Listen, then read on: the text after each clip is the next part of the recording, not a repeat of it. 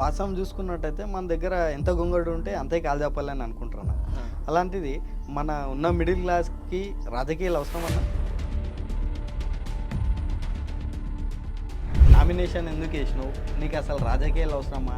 అవన్నిటికి నాకున్న ఏకైక సాధనం ఏంటంటే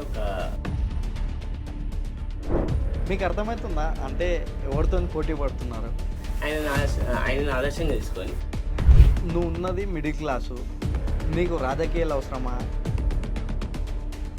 మెదక్ పార్లమెంట్ని అభివృద్ధి చేస్తామంటున్నారు, కానీ ఇన్స్టాగ్రామ్లోనేమో ఫోన్పే నెంబర్ పెట్టిరు. అంటే ఏమనుకోవచ్చు అన్న, అభివృద్ధి చేస్తామంటున్నాడు, మళ్ళీ ఫోన్పే నెంబర్ పెట్టిండు. అంటే మా దగ్గర నుంచి డబ్బులు తీసుకొని మాకు డెవలప్మెంట్ చేస్తాడు ఎంపీదని అనుకోరా అన్న?